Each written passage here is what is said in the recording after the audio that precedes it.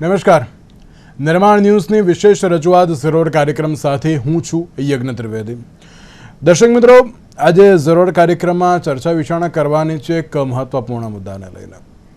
દર્શક મિત્રો, આજે એક એવા મુદ્દાને લઈને હું આવ્યો છું કે જે છેલ્લા ઘણા વખતથી તેને લઈને ચર્ચાઓ તો ઘણી બધી જોવા મળી રહી છે, પણ તેની સાથે કોઈ અન્ય બાબત અત્યારે તો જોવા મળતી નથી. ધર્મ પરિવર્તન પછી અનામતનો લાભ લેનારાની હવે મુશ્કેલી વધી જશે. જે પ્રમાણે અલ્હાબાદ હાઈકોર્ટે તાજેતરમાં ઉત્તર પ્રદેશ સરકારને એક એવા લોકો સામે કાર્યવાહી કરવાનો જે નિર્દેશ આપ્યો કે જેમણે ખ્રિસ્તી ધર્મ અપનાવ્યો છે, પરંતુ હજુ પણ અનુસૂચિત જાતિ માટે અનામતનો લાભ લઈ રહ્યા છે, તેને લઈને જે કાર્યવાહી કરવાનો અને સાથે સાથે આવા કેટલા લોકો છે તેની ઉપર જે અભિયાન શરૂ કરવાની બાબત કહી હતી. પ્લસ આ એક અલ્હાબાદ હાઈકોર્ટે જે સ્ટેટમેન્ટ આપ્યું હતું, જે નિર્દેશ કર્યો હતો તેની તો બાબત હતી, પણ તેની સાથે NCSC રાષ્ટ્રીય અનુસૂચિત જાતિ આયોગ NCSC એક એવા લોકોને શોધવા માટે અત્યારે રાષ્ટ્રવ્યાપી અભિયાન જે શરૂ કરવા જઈ રહ્યું છે કે જેમણે ખ્રિસ્તી ધર્મ અપનાવ્યો છે, પરંતુ હજુ પણ સરકારી નોકરીઓ અને શૈક્ષણિક સંસ્થાઓમાં જે અનામતનો લાભ લઈ રહ્યા છે તેને લઈને કાર્યવાહી કરવાની, કે જ્યારે ભારતીય બંધારણ સ્પષ્ટ રીતે જણાવે છે કે ફક્ત ને ફક્ત તે લોકો જ અત્યારે તો હિન્દુ, શીખ અથવા બૌદ્ધ છે કે જેઓ અનુસૂચિત જાતિમાં અનામત માટે હવે પાત્ર બનશે. બંધારણ અનુસાર કહી રહ્યો છું, એવું નહીં કે ના અત્યારે તો ધર્માંતરણ કરી લીધું અને પછી પણ અનામતનો લાભ લેતા હોય. ત્યારે આ નિર્ણય કેટલો મહત્ત્વનો છે, અત્યારના સમયમાં કેટલો જરૂરી હતો, તેને લઈને ચર્ચા વિચારણા કરવી છે. અને આ ચર્ચા વિચારણા કરવા માટે અમારી સાથે જોડી ગયા છે જયવંતભાઈ પંડ્યા, કે જેઓ રાજકીય વિશ્લેષક છે. સાથે જ દેવેન્દ્રભાઈ સોલંકી આપણી સાથે જોડી ગયા છે, કે જેઓ સંઘ સમર્થક છે. અને વિલ્સનભાઈ સોલંકી આપણી સાથે જોડી ગયા છે, કે જેઓ સમાજ સેવક છે અને સાથે સાથે વિચારક પણ છે. આ પત્રનું સૌથી પહેલા તો સ્વાગત છે. જયવંતભાઈ, આપણે અત્યાર સુધી અનામતને લઈને ઘણી બધી ચર્ચા કરી. એક એવી બાબત જે જોવા મળી કે આ અનામત એ છે યોગ્ય, એમાં કોઈ શંકાને સ્થાન નહીં. એમ કહેવાય ને કે જ્યારે આ અનામતની આપણે વાત કરતા હોઈએ ત્યારે અનામતને અત્યારે તો બે રીતે જોવામાં આવતી હોય છે, કે અત્યારે હાલ તો જે શૈક્ષણિક અનામત પણ યોગ્ય રીતે યોગ્ય વ્યક્તિને મળવી જોઈએ, અને જે સરકારી નોકરીમાં પણ હોય એ યોગ્ય વ્યક્તિને અત્યારે તો મળવી જોઈએ. પણ અનામતનો જે પ્રમાણે દુરુપયોગ થઈ રહ્યો છે ને જે પ્રમાણે રાષ્ટ્રીય અનુસૂચિત જાતિ આયોગ દ્વારા જે અત્યારે તો આ અભિયાન હાથ ધરવામાં આવ્યું છે, તેને આપ કઈ રીતે જોઈ રહ્યા છો? આમ તો કહેવાય કે થોડું મોડું થઈ ગયું છે, થોડું નહીં પણ ઘણું મોડું થઈ ગયું છે. પરંતુ આ જે પ્રસ્તુતિ છે, પહેલ છે, એ આવકાર્ય ગણવી જોઈએ. કારણ કે આનાથી એક તરફ આપણે વાત કરીએ છીએ કે દલિતોને જે સ્થાન મળવું જોઈએ, એમને જે કઈ લાભો મળવા જોઈએ મળતા નથી. અને આપણે OBC ને પણ અનામત આપીએ છીએ, અને હવે તો કર્ણાટક જેવામાં તો મુસલમાનોને પણ અનામત મળવા માંડી છે. કોંગ્રેસ છે કહેતી હોય છે. તો એવા સમયે એક પ્રશ્ન એ થાય છે કે શું દલિત કે કોઈ બીજી વ્યક્તિ એ જ્યારે બીજા પંથમાં જાય છે, ચાહે બૌદ્ધ હોય, ચાહે મુસ્લિમ હોય, ચાહે ક્રિશ્ચિયન હોય, તો શું એને અનામતનો લાભ મળવો જોઈએ? શું એ હિન્દુ ચાલુ રહે છે? આપણે અનામતનો વિચાર શાના માટે કર્યો? ડોક્ટર બાબા સાહેબ આંબેડકર એ ઘડેલા આ બંધારણમાં અનામતનો વિચાર એટલા માટે કરવામાં આવ્યો કે એમની જે સામાજિક સ્થિતિ હતી, શૈક્ષણિક સ્થિતિ હતી, નોકરીની સ્થિતિ હતી, એમાં એમને સમાન દરજ્જો મળે, એમને અવસરો સમાન મળે.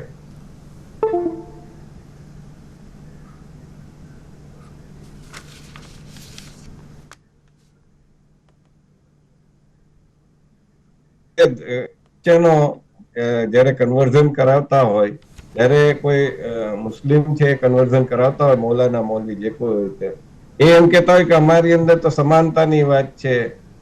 તો ત્યારે જો એનો અર્થ એ થાય કે એને ભેદભાવ ચાલુ રહે છે, એ વસ્તુ કેટલી યોગ્ય ગણે? કાં તો તમે પછી હિન્દુમાં પાછા આવી જાઓ, અને કાં તો પછી તમે અનામત છોડી દો. અને હિન્દુ જે નવેમ્બર 2024માં શ્રી સેલ્વા રાની એ કરીને તમિલનાડુની એક મહિલા હતા, એના પિતાજી ક્રિશ્ચિયન થઈ ગયા હતા, અને સી સેલ્વા રાની છે પોતે પાછા હિન્દુ થઈ ગયા.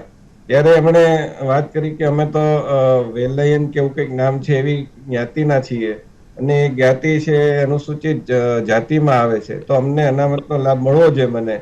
ત્યારે સર્વોચ્ચ ન્યાયાલયે સ્પષ્ટ કહ્યું છે કે તમે જો કોઈ લાભ માટે મતાંતરણ કરતા હો તો એ વસ્તુ ખોટી છે, અને સદંતર એમણે નકારી કાઢ્યું કે તમને. અને તમિલનાડુ જ્યાં ડીએમકે ની સરકાર છે, જે પેરિયરની વિચારધારામાં માને છે, જે સેક્યુલર કહેવાય છે, એમાં પણ એ લોકોએ પણ ત્યાં નકારી કાઢ્યું હતું. ડિસ્ટ્રિક્ટ કલેક્ટરે પણ નકારી કાઢ્યું હતું અને સર્વોચ્ચ ન્યાયાલય પણ નકારી કાઢ્યું કે આ પ્રકારની જે છે માગણી મંજૂર ન થઈ શકે. અને 1964માં પણ સર્વોચ્ચ ન્યાયાલયનો આદેશ છે એ પણ આ જ વસ્તુ કહે છે. આ સંપૂર્ણપણે હિન્દુ ધર્મની વાત છે, એમાં સમાજની વાત છે, એને પંથની બહાર કોઈ પણ રીતે એને લાગુ ન કરી શકાય. બિલકુલ બિલકુલ સાચી વાત છે. અને જે પ્રમાણે આ તો માત્ર એક બાબત નીકળી કે જ્યાંથી અત્યારે ખબર પડી કે ના ખૂબ જ મોટા પ્રમાણમાં અત્યારે તો આ પ્રકારની પરિસ્થિતિ જોવા મળી રહી છે. સાથે જ વિલ્સનભાઈ, આપને એક પ્રશ્ન કે અનામતના દુરુપયોગ ઉપર જે આ બાબત જોવા મળી રહી છે, ઘણા બધા એવા વ્યક્તિઓ છે કે જે ધર્માંતરણ કરી લેતા હોય છે અને પછી પણ ક્યાંક તેમને લાભ જોઈતા હોય છે, એ પ્રમાણે અત્યારે તો લાભ મેળવતા હોય છે. આ તેની ઉપર કાર્યવાહીને આપ કઈ રીતે જોઈ રહ્યા છો વિલ્સનભાઈ? હાજી, નમસ્કાર.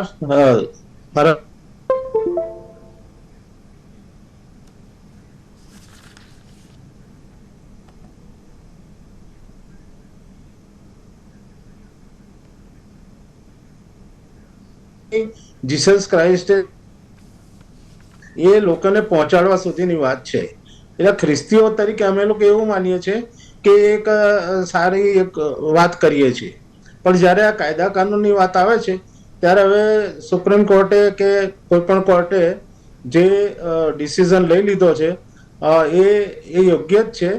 કારણ કે આમાં જીસસ ક્રાઇસ્ટની જે શિક્ષણ છે એ પણ પોતાને જુદા કરવાની વાત છે. એટલે કે ધારો કે હું થોડી બિબ્લિકલ વાત કરું તો એમાં એવું છે કે નવું માણસપણું, ન્યુમેનશિપ, અને જૂનું માણસપણું, એટલે કે પોતાની જૂની ટેવો વગેરે છોડીને તમારે નવા થવાનું છે. આ ખ્રિસ્તી ધર્મનો મૂળ સિદ્ધાંત છે, એવું મારું માનવું છે પર્સનલ, ને મારું શિક્ષણ પણ એવું છે. અને હું પ્રોટેસ્ટન્ટ પંથમાંથી આવું છું અને મને ધ્યાનમાં છે ત્યાં સુધી અમે લોકો આવી કોઈ આવા અનામતના કોઈ લાભ લીધા નથી. અને જો ક્યાંક લેવામાં આવ્યા હોય તો એ ખાનગી રીતે કે વ્યક્તિગત રીતે ક્યાંક લીધા હોય. પણ હું એવું માનું છું કે ખ્રિસ્તી થયા પછી આ બધા લાભો છોડવાની તૈયારી રાખવી પડે. તો આ મારું એક સ્પષ્ટ મંતવ્ય છે અને એ બહુ જરૂરી છે. કારણ કે બધું બહુ દોડાઈ જાયેલી વાત છે આમાં, કે ઘણા બધા લોકો અત્યારે ખ્રિસ્તી થાય છે અને આ બધું એકચ્યુઅલી ચર્ચને પણ ઘણી બધી વાર કન્ફ્યુઝન ઊભું કરે છે. અને એથી કરીને ચર્ચના કોઈ લીડરો પણ એકચ્યુઅલી આમાં કહેવાય ને કે સીધી વાત કરવા બહાર આવતા નથી. અને એ જાણીને પછી મને એમ થયું કે હું આમાં મારી વાત કંઈક રજૂ કરું. પણ હું સ્વીકારું છું કે આ એક સારી પહેલ છે અને આમાં આગળ વધવું જોઈએ. અને હું તો ખ્રિસ્તી લોકોને પણ એવી વાત કરું છું કે ભાઈ આપણે છોડવાની તૈયારી હોય તો જ તમે ખ્રિસ્તી બનો. અને એક વાત બહુ સ્પષ્ટ છે કે તમે ખ્રિસ્તી હો તો તમે ખ્રિસ્તી જ છો એમ. પછી તમે હિન્દુ મટી જાઓ છો, હિન્દુઓના બધા લાભો લેવાના છોડી દેવા પડે છે. અને મૂળ ઈસુ ખ્રિસ્તનું શિક્ષણ પણ એવું જ શીખવે છે કે જો તમે મારી પાછળ ચાલો તો તમારે બધું ત્યજી દેવાનું છે. આ ત્યાગની વાત છે. પણ આ સ્પષ્ટ વાત કોઈ કરતું નથી, એટલે આ બધો ગૂંચવાડો ઉભો થયો છે. અને એ વાતને હું અહીંયા તમારી સામે રજૂ કરું છું. જો તમે શું કહેવા માંગો છો આ બાબતે? વિલ્સનભાઈ, એક બાબત એ પણ હું આપને પૂછીશ. તમે તો ચલો કહી દીધું કે ના, આ જે અમે છીએ ક્રિશ્ચિયન છીએ તો અમે આ પ્રકારનું અત્યારે તો જે પાલન કરીએ છીએ, તો પછી ઘણા બધા વ્યક્તિઓ કેમ તો અત્યારે તો ખ્રિસ્તી ધર્મ અપનાવી રહ્યા છે? હા, હવે આમાં એવું છે કે ઘણા બધા ચર્ચો અને ઘણા બધા ગ્રુપો આની અંદર બહુ ડિવાઇડેડ છે. અને એ બધા કોઈ મારા કે કોઈ બીજાના કોઈ કંટ્રોલમાં નથી. સૌની રીતે આ એક ધર્મ પ્રચારનું કાર્ય એમ નહીં તો તમે કરે છે. એમ નહીં તમે કહ્યું કે ના ક્રિશ્ચનમાં તમે આવો એટલે તમારે બધા લાભ છોડી દેવા, તો તમે તમારા એકની અત્યારે તો વાત થઈ, પણ અન્ય વ્યક્તિઓ પણ જે રીતે ઘણા બધા આ પ્રકારના જે લાભ લેતા હોય છે, તો તમે એમને અત્યારે તો રોકવાનો કોઈ પ્રયત્ન કર્યો હતો? અવાજ નથી આવતો. જે વિલ્સનભાઈ, અવાજ આવે છે મારો આપને? અવાજ નથી આવતો યજ્ઞભાઈ તમારો. હા, જી વિલ્સનભાઈ.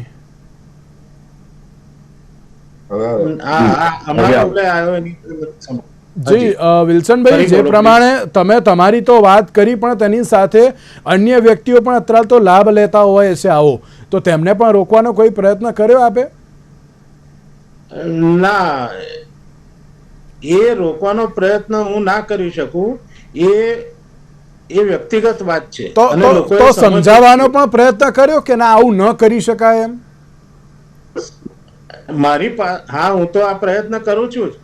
હું અત્યારે જે બોલું એ જ વાત લોકોની આગળ બોલું છું, અને એમાં એ વાત દેખાય જ છે કે ભાઈ આ યોગ્ય પગલું નથી કે આપણે બંને બાજુ લાભ લઈએ. ઓકે દેવેન્દ્રભાઈ, આપ એક સંઘ સમર્થક તો છો અને સાથે સાથે એક વિચારક, અને પાછો અવાજ બંધ થઈ ગયો યજ્ઞભાઈ. જી દેવેન્દ્રભાઈ, અવાજ આવે છે મારો આપને? દેવેન્દ્રભાઈ, અવાજ આવે છે મારો આપને?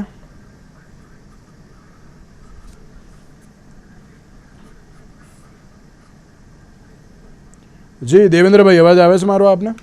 હવે આવ્યો. હા જી દેવેન્દ્રભાઈ, જે પ્રમાણેની પરિસ્થિતિ છે, તમે એક સંઘ સમર્થક છો અને સાથે સાથે એક વિશ્લેષક પણ છો, શું લાગે છે આપને અનામતનો જે આ લાભ લેવો એ તો ચલો યોગ્ય છે, પણ જે પ્રમાણે અત્યારે તો દુરુપયોગ થઈ રહ્યો છે એને આપ કઈ રીતે જોઈ રહ્યા છો? યજ્ઞભાઈ, આમાં બે બાબતો જે છે ને, આપણે બે ત્રણ બાબતો ખાસ ધ્યાન રાખવા જેવી છે. અલ્હાબાદ હાઈકોર્ટે જેનો ઉલ્લેખ કર્યો છે એ બંધારણ અનુસૂચિત જાતિ ઓર્ડર 1950 નો ઉલ્લેખ કર્યો છે, અને એમાં સ્પષ્ટ છે કે હિન્દુ, શીખ કે બૌદ્ધ સમુદાય સિવાય કોઈને અનુસૂચિત જાતિ, જનજાતિ કે ઓબીસી નો લાભ મળશે નહીં. આ બહુ સ્પષ્ટ છે. એટલે હાઈકોર્ટે જે વાત કરી છે સમગ્રતયા બંધારણીય છે. એટલે જે કોઈ પણ આવું કરી રહ્યા છે, માત્ર પોતે મતાંતરિત થયા પછી પોતાની જાતને હિન્દુ ગણાવી અને હિન્દુ અનુસૂચિત જાતિના જે ભાઈઓ બહેનો છે એમના લાભો ઉપર તરાપ મારવાની જે કોશિશ કરી રહ્યા છે એ કાયદાકીય રીતે ખોટું છે.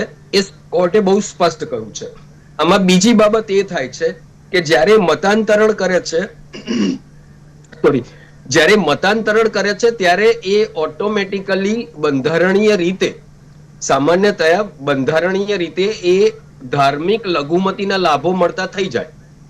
કારણ કે ખ્રિસ્તી સમુદાય ભારતની અંદર ધાર્મિક લઘુમતી ગણાય છે, અને હવે એને ત્યાંથી પણ મળે અને અહીંયા અનુસૂચિત જાતિ કે અનુસૂચિત જનજાતિ કે બીજા પણ લાભ લેવા હોય, એટલે એ રીતે બેવડા લાભ આપી શકાય નહીં અને આપવા પણ ન જોઈએ.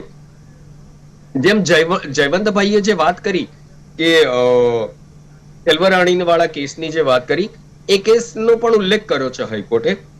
અને ખાસ જે ન્યાયાલય અલ્હાબાદ ન્યાયાલયે જે વાત કરી ને એ બીજી એ છે કે ખ્રિસ્તી ધર્માંતરણ કરતા જ, એટલે અહીંયા એમણે, કારણ કે સામે જે વ્યક્તિ હતો જીતેન્દ્ર સાની, એ કેવટ સમાજમાંથી છે અને ખ્રિસ્તી મતાંતરિત થઈ ગયો હતો અને પછી પાદરીનું પણ કામ કરતો હતો, સાથે સાથે અન્ય લોકોને મતાંતરિત પણ કરતો હતો, અને એણે પોતાની જાતને હિન્દુ કહ્યા હતા કે હું હિન્દુ છું એ રીતે. એટલે ત્યારે કોર્ટે, એટલે કારણ કે સામે જે વ્યક્તિ છે ખ્રિસ્તી છે, એટલે કહ્યું છે કે ખ્રિસ્તી મતાંતરિત થયા પછી વ્યક્તિ તેનો જાતિગત દરજ્જો ખોઈ બેસે છે.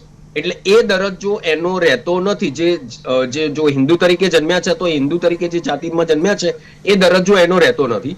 એટલે સ્વાભાવિક જ છે આ એક એવું ષડયંત્ર જેને ગણી શકીએ આપણે, કે એક ષડયંત્ર રચીને પછી હિન્દુ સમાજના અનુસૂચિત જાતિ અને અનુસૂચિત જનજાતિ પણ કહું છું, એમાં મતાંતરિત થયા બાદ પણ એમના જે લાભો છે એ લાભો મેળવવા અને લઘુમતી તરીકેના પણ લાભો મેળવવા, એમ બેવડા લાભો મેળવવાનું જે આ એક ષડયંત્ર છે, એને અલ્હાબાદ હાઈકોર્ટે એકદમ સ્પષ્ટ રીતે ઉજાગર કર્યું છે. કેન્દ્ર સરકાર અને ઉત્તર પ્રદેશ સરકારને પણ નોટિસ આપી છે અને આવા કેસીસની તપાસ કરવાનું પણ કહ્યું છે. એટલે આ ખૂબ જ સારી પહેલ છે. એકચ્યુઅલી તો આ 2024માં પણ ઉલ્લેખ જેમ જયવંતભાઈએ વાત કરી, માનનીય સુપ્રીમ કોર્ટે પણ કહ્યું છે. તો સરકારે હવે બોલ જેને ગણીએ તો ball is in government court, કે સરકારે હવે અમે આગળ આવી અને કરવું જોઈએ. અને વિલ્સનભાઈ જે બેઠા છે, વિલ્સનભાઈ જેવા જે જાગૃત લોકો છે કે જે એવું માને જ છે કે અમે જ્યારે જાતિગત દરજ્જો અમે છોડી દીધો છે ત્યારે અમને એને લઈને જે લાભ મળવા છે એ મળતા હોય એ અમારે લેવા જોઈએ નહીં. આ નૈતિક રીતે પણ એ માને છે. તો આવા લોકો એ ખૂબ જ સારી બાબત છે.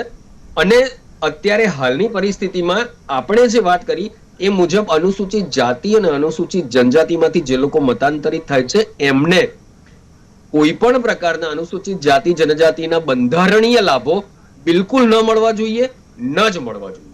જી વિલ્સનભાઈ, આપને કંઈ કહેવું હતું? જી હા, મારે આમાં એક એવી વાત ઉમેરવી છે કે એક હિન્દુ માણસ કે હિન્દુ વ્યક્તિ એ ધર્માંતરિત થાય છે કોઈ મિશનરી દ્વારા કે કોઈ ચર્ચ દ્વારા, તો એને એક બાજુ કાયદો છે અને એક બાજુ એની ખ્રિસ્તી ફિલોસોફી ને ખ્રિસ્તી સમાજમાં ચર્ચ સાથે જીવવાની વાત છે. તો આ બેની વચ્ચે એક લિંક હોવી જોઈએ, એ એજ્યુકેશનલ લિંક હોવી જોઈએ એકચ્યુઅલી. કારણ કે ત્યાં અહીંયા એક કંઈક ધારો કે ગડબડ થતી હોય એવું લાગે છે. એકચ્યુઅલી એ સ્પષ્ટ હોય. એકચ્યુઅલી સમાજમાં પણ એટલા લોકોને ખબર નથી કે આ કાયદો શું છે અને અમારે આટલું છોડવું પડશે એમ. હકીકતમાં તો એ પહેલા રજૂ કરવું જોઈએ. કારણ કે અહીંયા સૌથી મોટી ગૂંચવાડો ત્યાં ઊભો થાય છે અને કાયદાકીય ગૂંચવાડો ત્યાં જ ઊભો થાય છે કે ખ્યાલ નથી આવતો કે હમણાં તો ખ્રિસ્તી થઈ ગયા અને પછી આગળ જતા આ બધું છોડવું પડશે. અને જ્યારે છોડવાની વાત આવે ત્યારે બહુ આકરું લાગે છે, ભારે પડે છે. તો ઘણા બધા એવા લોકો હશે કે જેમણે આ લાભ લીધા હશે, જેની જાણ નહીં હોય, અથવા આ બધી અંગત બાબતો છે જેની મને કે બીજા કોઈને પણ કદાચ જે પ્રિસ્ટ લોકો છે એમને પણ ખબર નહીં હોય. તો આ પણ એક એ પ્રકારનો એક તપાસનો વિષય છે. તો એમ કહેવાય ને કે બધા ખ્રિસ્તી ધર્મ અપનાવી તો લેતા હોય છે, પણ પછી અત્યારે શું કરવાનું એ ક્યાં ખબર હોતી નથી, એવું કહી શકાય વિલ્સનભાઈ? હા, મારી વાત એમ જ છે. મારી વાત એમ જ છે. ઓકે. અને વિલ્સનભાઈ એક હજુ સવાલ આપણે કે એક એવી પણ ચર્ચા જોવા મળતી હોય છે કે લોકોને ભરમાવવામાં આવતા હોય છે કે છે ને શું કે હિન્દુમાંથી ક્રિશ્ચિયન થાવ તો તમને લાભો ઘણા બધા મળશે.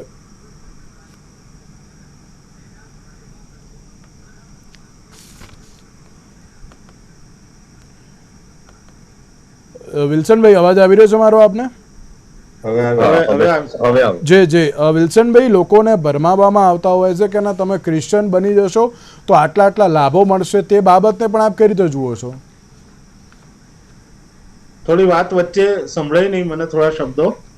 ઘણા બધા લોકોને ભરમાવવામાં આવતા હોય છે કે ના તમે ખ્રિસ્તી ધર્મ અપનાવી લો, તમને બધું જ મળી જશે, એવી રીતે કહેવામાં આવતું હોય છે. હા, તો હવે આ છે ને એક જાતની મને લાગે છે બહુ યોગ્ય એ નથી.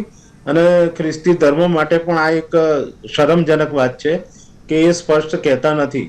જે કોઈ લોકો પ્રચાર કરતા હોય અથવા તો જે લોકો પ્રચારમાં મોકલતા હોય તો એ બહુ જરૂરી છે. ઓકે. દેવેન્દ્રભાઈ, આ જ બાબત આપને કે ઘણી બધી વાર એવી પણ પરિસ્થિતિ જોવા મળતી હોય છે કે ના અત્યારે તો અનામતનો પણ લાભ લે અને અન્ય ધર્મ પણ અત્યારે તો જે પાલન કરવામાં આવે. અવાજ બંધ થઈ ગયો તમારો. જી દેવેન્દ્રભાઈ, અવાજ આવે છે હવે મારો આપને? દેવેન્દ્રભાઈ, જી દેવેન્દ્રભાઈ, અવાજ આવે છે મારો આપને? હલો, અવાજ આવે છે મારો આપને? Devendrabhai, hello hello hello. હવે આવ્યો પાછો ફરીથી, વચ્ચે પાછું મ્યુટ થઈ ગયું હતું. જી દેવેન્દ્રભાઈ, એક બાજુ જે રીતે એમ પણ કહેવામાં આવતું હોય છે કે જે અત્યારે ખ્રિસ્તી ધર્મ અપનાવવા માટે ઘણા બધા હિન્દુઓને ભરમાવવામાં આવતા હોય છે, આપ તેને કઈ રીતે જોઈ રહ્યા છો? તો જી, એ વાતો ઘણી બધી રીતે આપણે જોઈએ ને ત્યારે ઇન્ટિરિયર ગામડાઓમાં જઈએ, ખાસ કરીને વનવાસી વિસ્તારોમાં જઈએ, અનુસૂચિત જાતિ સમુદાયના લોકો જ્યાં રહેતા હોય છે ત્યાં જોઈએ. હું તમને એક જીવંત ઉદાહરણ આપું જેમને હું ઘણા વર્ષોથી જાણું છું. સેમ્યુઅલ ગણેશભાઈ પરમાર. સેમ્યુઅલ ગણેશભાઈ પરમાર હવે એ રહે છે પણ અનુસૂચિત જાતિની વચ્ચે, અને એ અનુસૂચિત જાતિના જ જે લાભો છે એ પણ મેળવતા હતા. એમને જે આપવામાં આવ્યું, જે કહેવામાં આવ્યું હતું, એમણે જે કહ્યું છે એ કહી રહ્યો છું કે અમને એવું કહેવામાં આવેલું, એટલે ગણેશભાઈએ જે વાત કરી હતી કે તમારા દીકરાઓની સારી સ્કૂલમાં એડમિશન કરાવીશું, ભણાવીશું, એમની આર્થિક પરિસ્થિતિ એટલી સારી નહોતી તો તમને એ પણ લાભ મળશે. આ પ્રકારની લાલચ એ વખતે આપવામાં આવી હતી ગણેશભાઈને. ગણેશભાઈ તો જો કે અત્યારે છે નહીં, બરાબર. હવે આ બધી વસ્તુઓ જો અહીંયા આ જે વાત કરું છું એ અમદાવાદથી માત્ર 40 કિલોમીટર દૂર આવેલા ગામમાં થયેલી વાત છે. આ ધર્માંતરણ જે થયું હતું એ અમદાવાદથી માત્ર 40 કિલોમીટર દૂરના ગામમાં, પછી એ લોકો અહીંયા અમદાવાદમાં રહેવા આવ્યા અને હજી પણ રહે છે. તો આ 40 કિલોમીટર દૂરની અંદર જો આ થતું હોય તો આપણે અંબાજી, ડાંગ કે એ બધા અંતરિયાળ વિસ્તારોમાં જઈએ, આ બાજુ આપણે જો ખેડાની આગળની સાઈડમાં અંદર જઈએ, ખેડામાં જે ચાલી રહ્યું છે આપણે જોઈએ તો આપણને ત્યાં જઈએ ત્યારે ખબર પડે કે કેવી રીતે થઈ રહ્યું છે. એટલે લોભ અને લાલચ તો આપવામાં આવે જ છે, એમાં કોઈ શંકા જ નથી. ત્રીજી વાત જે છે એ વિલ્સનભાઈએ જે કહી ને, એટલે એમને કહેતા નથી કે તમે જો આ ધર્માંતરિત થઈ જશો તો તમે અત્યારે જે અનુસૂચિત જાતિ તરીકેના તમને જે બંધારણીય લાભ મળે છે એ બંધ થઈ જશે. એટલે એ પણ બીજી રીતે જો એને કહીએ એટલે તો એ છેતરપિંડી કરે છે, લોભ આપે છે, લાલચ આપે છે અને છેતરપિંડી પણ કરે છે. અને જ્યારે આ પરિસ્થિતિ આવે છે ત્યારે એમને ખબર પડે છે કે અરે ભાઈ આ તો આપણે તકલીફ થઈ ગઈ. એટલે સેમ્યુઅલે જે કહેલા એક્ઝેક્ટ વર્ડ હું તમને કહું ને, એક્ઝેક્ટ શબ્દ કહું તો અરે ભરાઈ ગયા કે હવે શું. એટલે આ પ્રકારની જે વાતો છે, એટલે બિલકુલ આ જેમની આર્થિક સ્થિતિ સારી નથી હોતી આ સૌથી પહેલા ટાર્ગેટ કરવામાં આવે છે.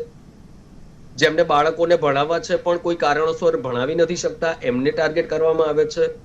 અંતરિયાળ વિસ્તારોમાં જે રહે છે એમને ટાર્ગેટ કરવામાં આવે છે.